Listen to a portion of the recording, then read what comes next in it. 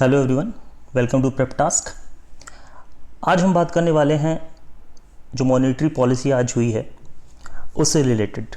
जो monetary policy committee आज जो बाई मंथली डिस्कशन हुआ है उससे रिलेटेड हम उसके कुछ की हाइलाइट्स को जानेंगे।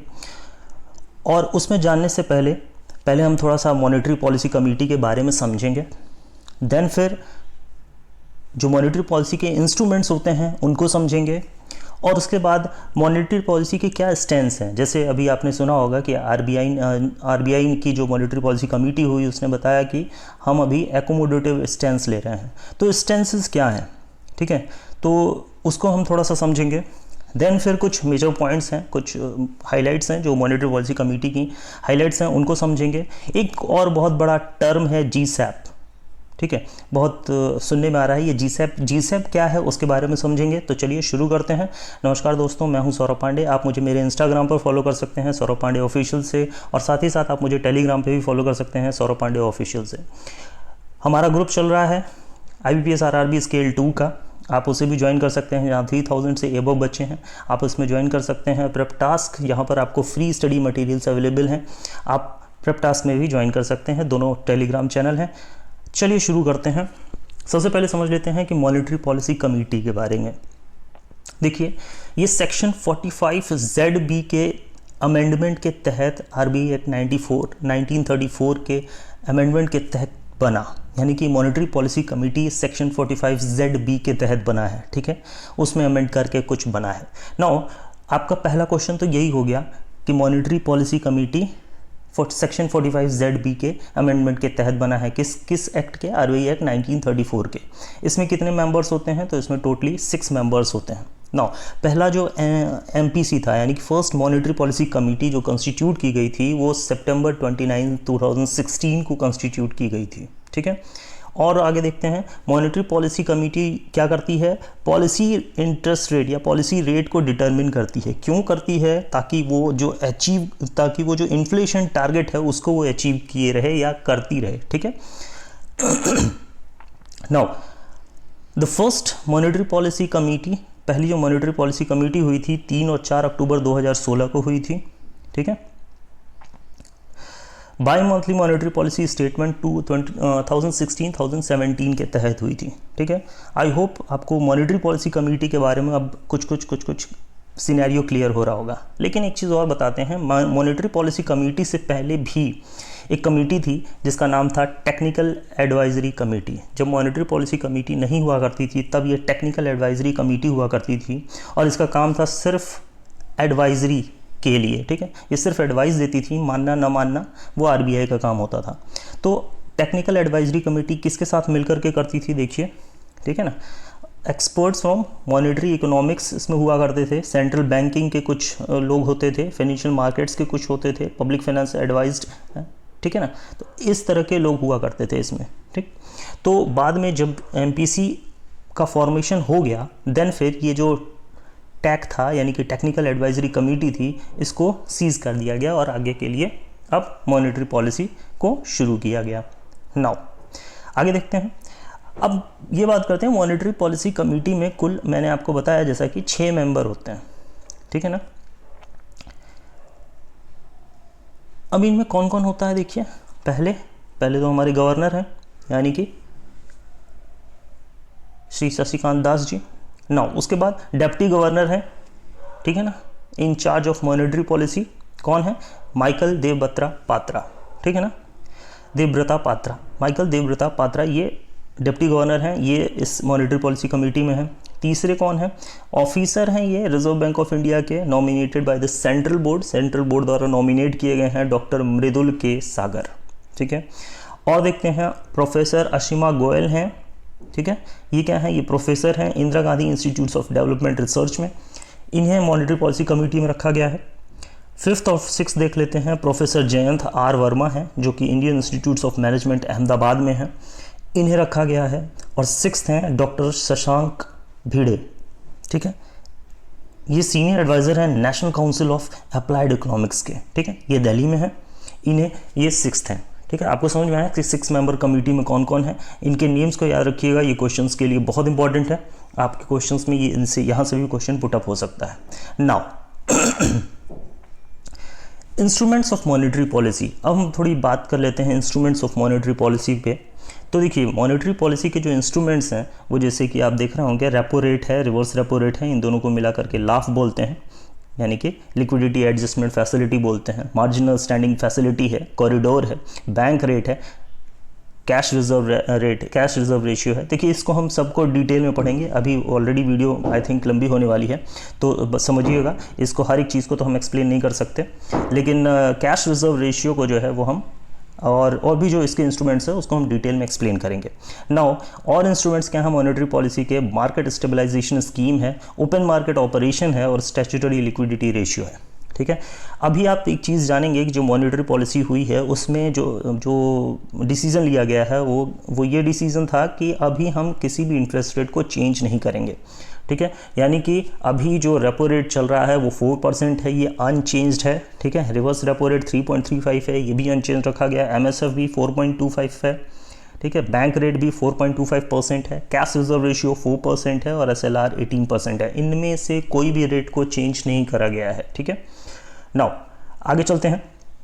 मॉनेटरी पॉलिसी स्टैंस आर नेमली, अब देखिए जो मॉनेटरी पॉलिसी स्टैंस होते हैं वो किस तरह के होते हैं उसकी बात करें तो डोविश होता है, हॉकिश होता है, एकोमोडेटिव होता है और न्यूट्रल होता है।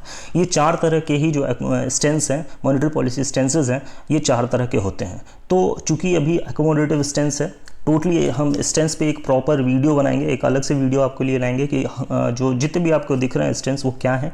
ठीक है, लेकिन अभी एकोमोडेटिव स्टैंस की बात कर रहे हैं तो एकोमोडेटिव स्टैंस को हम थोड़ा एक्सप्लेन कर देते हैं आपके सामने। As a name suggest, accommodative जो नाम है उसका मतलब क्या है?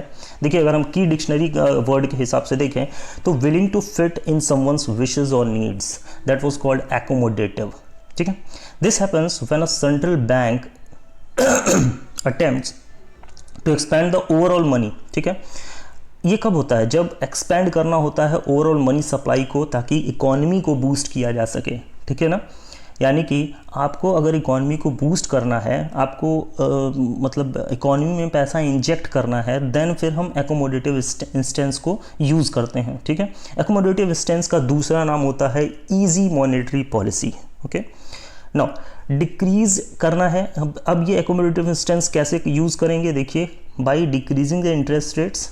ठीक है, इंटरेस्ट रेट्स को जो भी हम लोन देने हैं उनके इंटरेस्ट रेट्स को डिक्रीज़ कर देंगे, तो उससे क्या होगा कि जो कॉस्ट ऑफ बोरोइंग होगी वो चीप हो जाएगी, यानी कि हमको लोन सस्ते में मिलने लगेंगे, तो हम ज़्यादा से ज़्यादा लोन उठाएंगे और फिर क्या करेंगे, मार्केट में उसको इन्फ्यूज़ करेंगे। तो इससे क्या होगा, आप इंकरेज होगा स्पेंडिंग। ठीक है ना, अब इस तरह से स्पेंडिंग इंकरेज होगी कंज्यूमर्स की भी और साथ ही साथ बिजनेस ओनर्स की भी।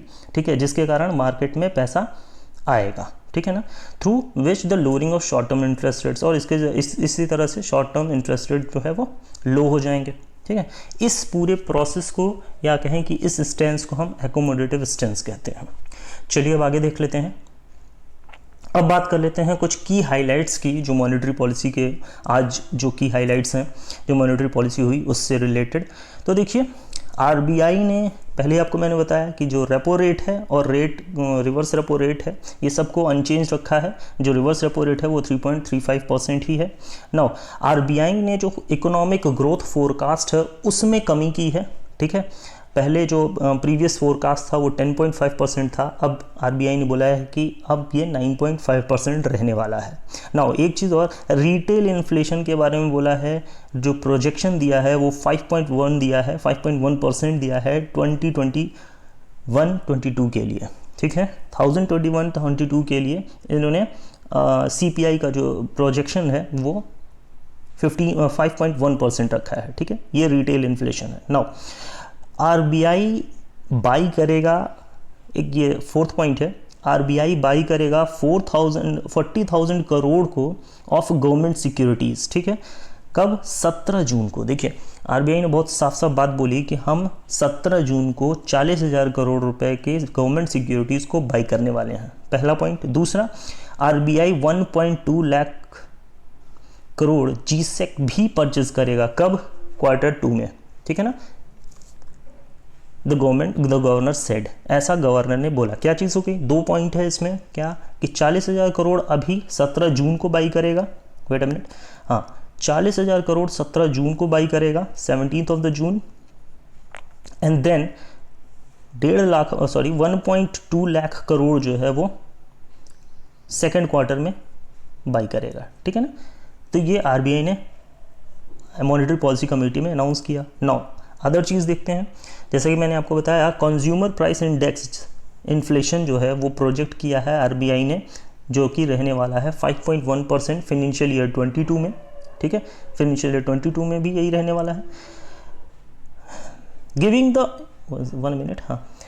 Giving the breakup Das said CPI inflation is expected. देखिए अब इसको अगर हम दूसरे तोड़ के कहें तो अलग अलग पार्ट में अगर देखें तो ये Q1 में 18.5% रहेगा, ठीक है। इसी तरह से 7.9% रहने वाला है Q2 में, ठीक है। Q3 में 7.2% रहेगा और Q4 में 6.6% रहेगा।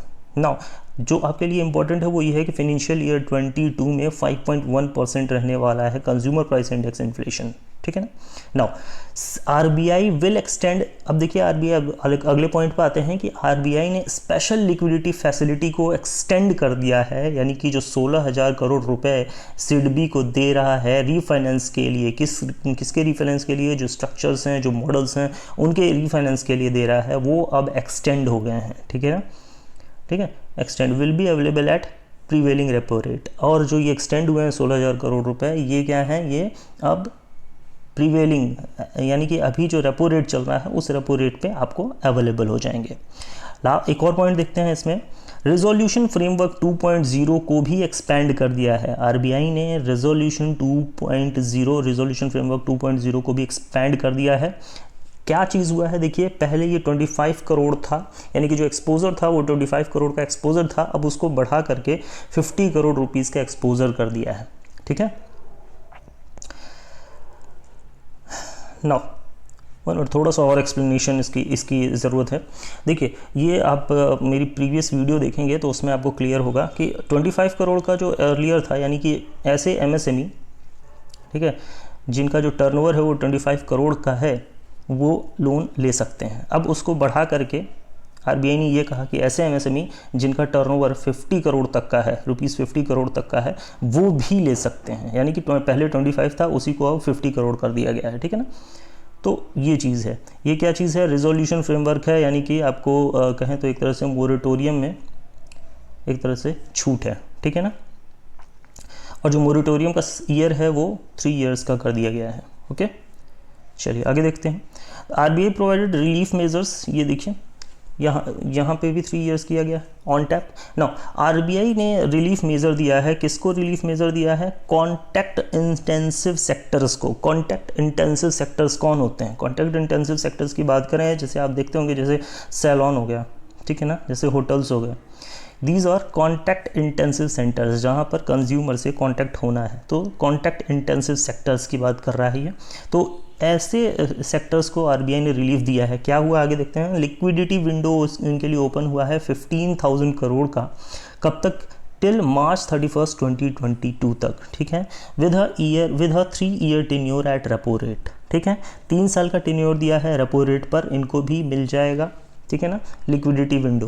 Under this bank can provide, इसके थ्रू क्या होगा, बैंक जो है वो फ्रेश लैंडिंग सपोर्ट दे सकेगा ट्रैवल को, टूरिज्म को, एविएशन को, एंकिलरी को, ठीक है ना, प्राइवेट बस ऑपरेटर्स को, और जैसे कि मैंने आपको बोला सैलून को, ठीक है ना, होटल्स को, ठीक है ना, और भी इसी तरह के लोगों को जो कॉन्टैक्ट इंटेंसिव सेक्टर्स हैं, इनको ये लोन मिलेगा, यानी कि 15,000 करोड़। आपको इंपॉर्टेंट क्या है, relief measure contact intensive sector को 15,000 करोड़ ओपन थ्रू, मतलब 31 मार्च 2022 तक। क्वेश्चंस यहीं से पुटअप होंगे कि आरबीआई ने जो रिलीफ मेजर दिया है कॉन्टैक्ट इंटेंसिव सेक्टर को, वो कितना दिया है और कब तक के लिए दिया है। तो 15,000 करोड़ रुपीज़ का दिया है, और कब तक दिया है, मार्च 31, 2022 को, with a tenure of 3 years. Now आगे चलते हैं। In order to further enhance customer convenience को एनहांस करने के लिए क्या किया गया, एक चीज़ और की गई है, नेशनल ऑटोमेटेड क्लियरिंग हाउस का जो पेमेंट सिस्टम है वो अब हमेशा के लिए अवेलेबल होगा, यानी कि हफ्ते में 7 दिन अवेलेबल होगा। कब से, अगस्त 1, 2021 से, ठीक है, ये भी बहुत इंपॉर्टेंट पॉइंट है। नाउ अगला देखते हैं, आरबीआई के जो गवर्नर हैं उन्होंने ये भी बोला है कि जो फॉरेक्स रिजर्व है मे एक्सीड, वो $600 बिलियन से भी ज़्यादा अब एक्सीड कर सकता है आने वाले कुछ दिनों में, ठीक है। Although these are expectation by RBI, but ये गवर्नर ने बोला है। नाउ एक चीज़ और देखते हैं। अब देखिए यहाँ से ये क्वेश्चन आ सकता है आपसे कि आरबीआई के गवर्नर के हिसाब से या आरबीआई की एमपीसी मीटिंग के हिसाब से जो फॉरेक्स रिजर्व है वो हमारा कितने लेवल से इंक्रीज़ करने वाला है या कितने लेवल को एक्सीड करने वाला है। तो आपके सामने ऑप्शंस आ जाएंगे 600, 650, ठीक है ना, 500, तो इस तरह से आ जाएगा। तो आपको करेक्ट आंसर लगाना होगा, ठीक है। नाउ अब देखिए जीसैप की बात कर लेते हैं। फाइनली जीसैप आपके लिए इंपॉर्टेंट है, इसको समझिएगा थोड़ा सा। जीसैप के बारे में ये बोला गया है कि दास अनाउंस दैट कि government securities acquisition programme, G SAP का एक तो सबसे पहले फुल फॉर्म इंपॉर्टेंट है। गवर्नमेंट सिक्योरिटीज़ एक्विजिशन प्रोग्राम के तहत अभी 40,000 करोड़ रुपए जो है वो किए जाएंगे, कंडक्ट किए जाएंगे 17 जून को, ठीक है। 17 जून को ये कंडक्ट किया जाएगा गवर्नमेंट एग्जीक्यूशन प्रोग्राम, ठीक है ना। नाउ उसके बाद क्या करेंगे, उसके बाद जीसैप 2.0 होगा, ठीक है। जीसैप 2.0 होगा जिसमें 1.2 लाख करोड़ जो है वो कंडक्ट किया जाएगा। कब? Q2 फाइनेंशियल ईयर 2022 में, ठीक है ना। Q2 of the financial year 2022 में 1.2 लाख करोड़ का कंडक्ट किया जाएगा। नाउ अब बात कर लेते हैं जीसैप की। जीसैप होता क्या है? ये तो कंडक्ट किया जाएगा, लेकिन है क्या? Government securities acquisition programme. पहले तो फुल फॉर्म आप जानते हैं, गवर्नमेंट सिक्योरिटीज़ एक्विजिशन प्रोग्राम पहला पॉइंट था, इंपॉर्टेंट पॉइंट है ये भी। दूसरा पॉइंट कि ये जीसैप होता क्या है। जीसैप देखिए आप जानते होंगे कि गवर्नमेंट जो है वो टाइम पर ओएमओ करती रहती है, यानी कि open market operation. Open market operation में क्या होता है, गवर्नमेंट जो सिक्योरिटीज़ होती हैं वो सेल और परचेज करती रहती है, ठीक है ना। यानी कि जो आरबीआई है वो गवर्नमेंट से सेल और परचेज या मार्केट में, ठीक है, गवर्नमेंट सिक्योरिटीज़ का सेल और परचेज करती रहती है, ठीक है। नाउ अब ये काम जो आरबीआई ओएमओ का सेल और परचेज करती, ओएमओ के थ्रू सेल और परचेज करती है जीसेक्स का, गवर्नमेंट सिक्योरिटीज़ का, ये काम आरबीआई कभी भी करती है और किसी समय भी कर सकती है, ठीक है। तो ये तो नॉर्मल ओएमओ हो गया, ठीक है ना, ओपन मार्केट ऑपरेशन हो गया। लेकिन आरबीआई यही काम अगर प्री अनाउंस्ड करती है, ठीक है, कि हम इतना आपसे इतने समय में लेने वाले हैं, तो ये प्री अनाउंस करके जब करती है that was called GSAP, okay. यानी कि आरबीआई अगर प्री अनाउंस्ड करके, ठीक है, विद अमाउंट एंड डेट ये काम करती है तो इसे हम कहते हैं जीसैप। अच्छा, ऐसा क्यों करती है आरबीआई? ठीक है, जब ओएमओ कर रही है तो उसे जीसैप की क्यों ज़रूरत पड़ रही है? नाउ टू रिलीफ मार्केट, ठीक है, मार्केट में एक पॉजिटिव सेंटिमेंट देने के लिए, ठीक है, बॉन्ड्स के एक पॉजिटिव सेंटिमेंट्स देने के लिए आरबीआई ऐसा काम करती है। देखिए यहाँ पर लिखा है RBI periodically purchase government bonds from market through open market operation. GSAP is in the way on an OMO.